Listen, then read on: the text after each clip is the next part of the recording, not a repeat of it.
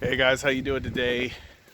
Just closing down for the night, so I thought I'd do a quick video. The big news is that a police officer in New York has come out and said that he was part of a conspiracy in order to assassinate Malcolm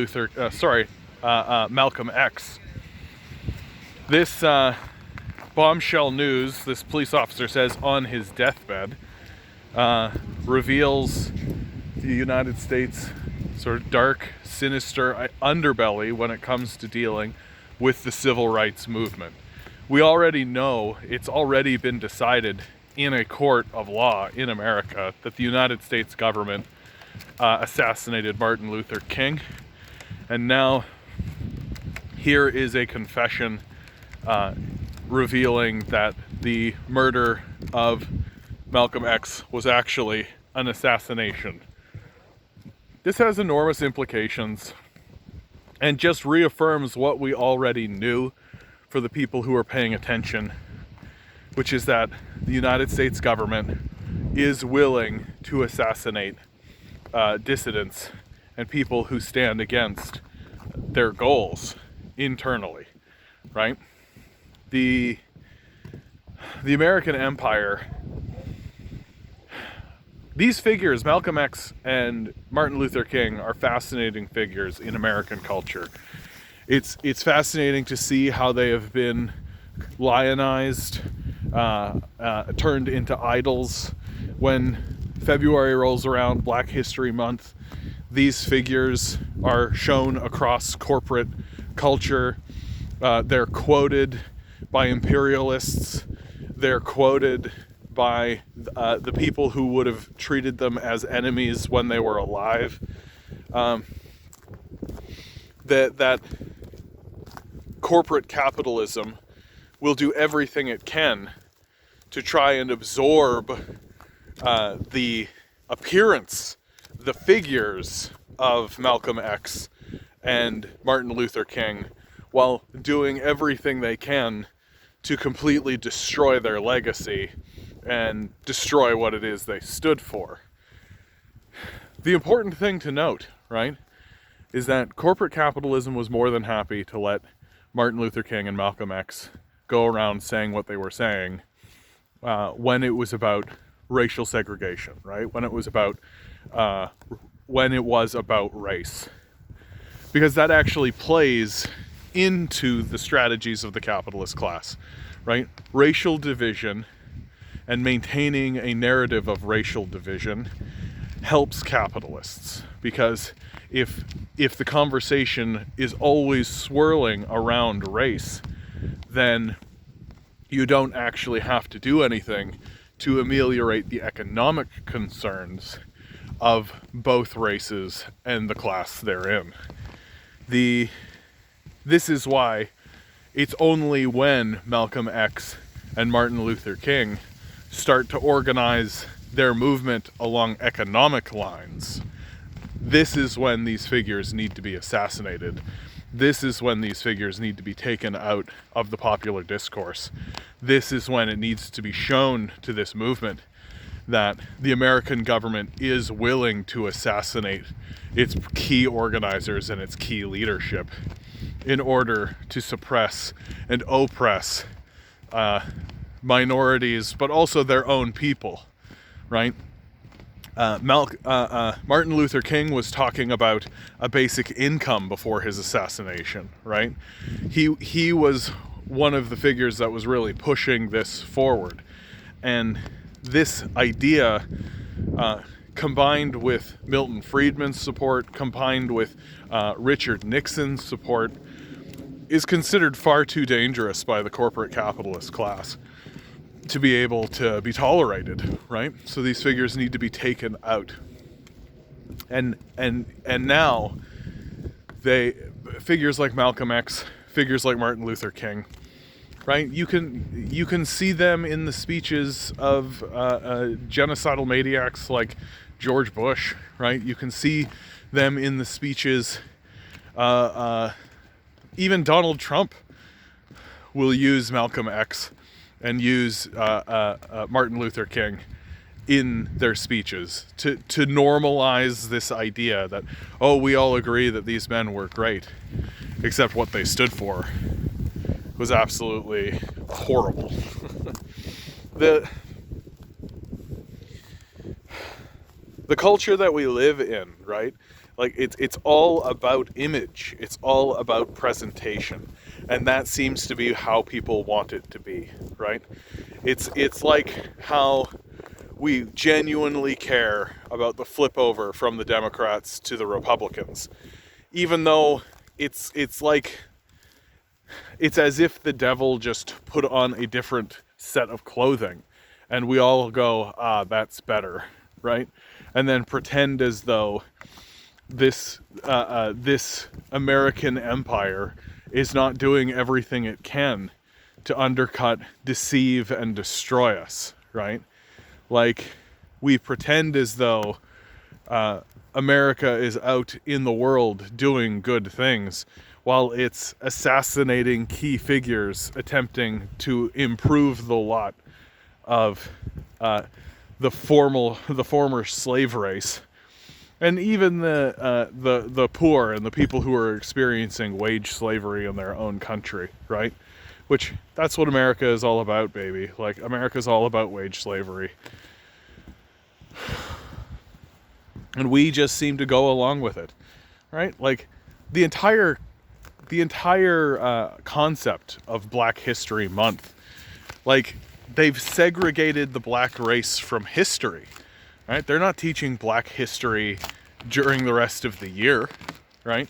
They teach white imperialist history over the course of the entire year. They don't teach people about slavery. They don't teach people about the slave trade. And the only time that we are supposed to put this to the forefront is during this specific month of February, where we talk about black culture. But black culture is not spoken about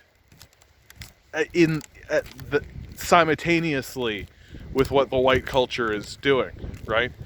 It's spoken about in a vacuum, which is why figures like Malcolm X was so dangerous, because he articulated clearly and cleanly the black experience in America, and was able to make white history and black history meet with one another in a way that became tolerable for the ears of the white Western audience. And so he becomes a sympathetic figure. And that's dangerous, especially as they begin talking along economic lines. Because once poor black people and poor white people realize they have far more in common with each other than the people who rule them, that's incredibly dangerous for the ruling class to put together. And it's the reason why the ruling class will happily allow anyone to organize any amount of people in any movement it wants along racial or gender lines. Well, and they'll sell them the solution, right? They'll sell them the idea that, yes, we care about diversity, right? How many corporations and how much corporate culture have we heard that are selling us the idea of diversity, right? It's become so common in the discourse. How many corporations are saying that workers should be paid equitably for their work? How many corporations are saying that the ruling class is actually not doing anything, right? None at all. And if you begin to organize along those lines, especially if you're coming from a minority community, you will be assassinated. You will be murdered by the state, as we see in the figures of Malcolm X and as we see in the figures of Martin Luther King. And this systemic oppression has become blatantly obvious, right? At this stage in the game, to deny it is on the same level as Holocaust denial. We literally have like a former aide of Richard Nixon outright confessing and telling us that the war on drugs was never about drugs, that it was a way to criminalize leftists. That's the hippie movement, the anti-war movement. It was a way to criminalize black culture, right? It was a way to allow police forces to kick in the doors of political agitators and people who were causing a ruckus for the white communities in order to disrupt them, imprison them, and cause them a whole lot of problems under this guise of a war on drugs, which is specifically done for political purposes.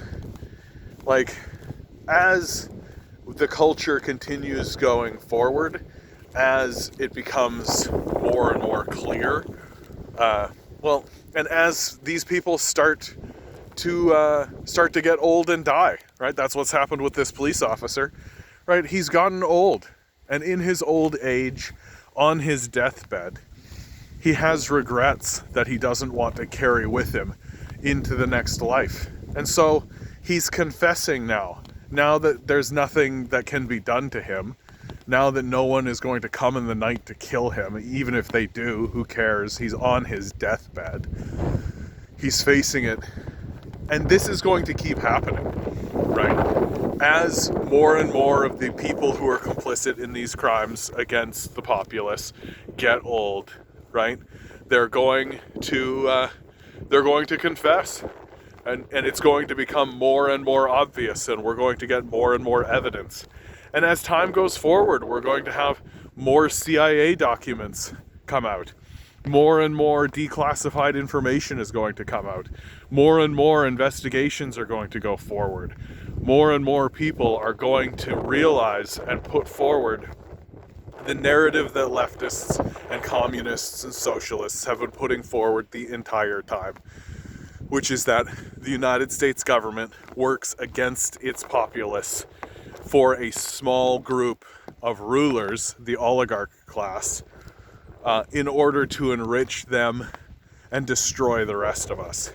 And anyone historically who has stood up and actually pointed this out truthfully, like Malcolm X, like Martin Luther King, get removed from the picture.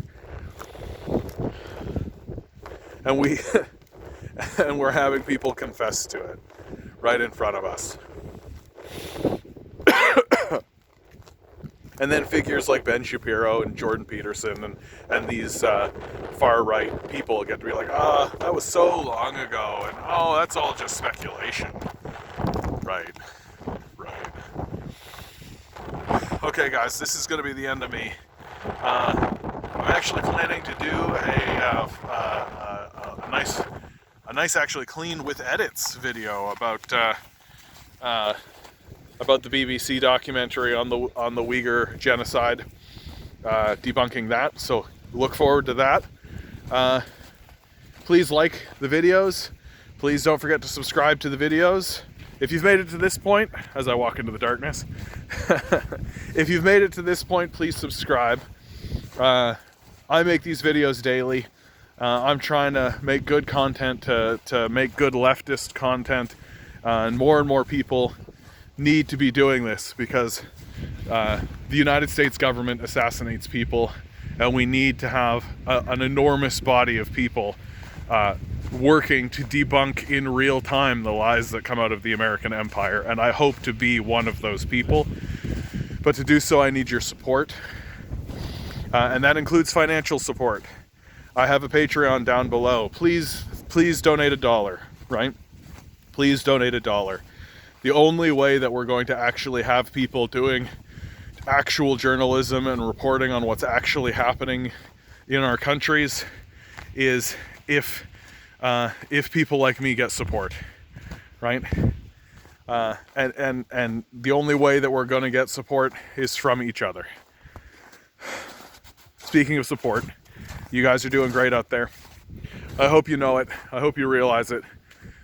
Don't let these guys gaslight you, because they will. All right, good luck. We're going to need it.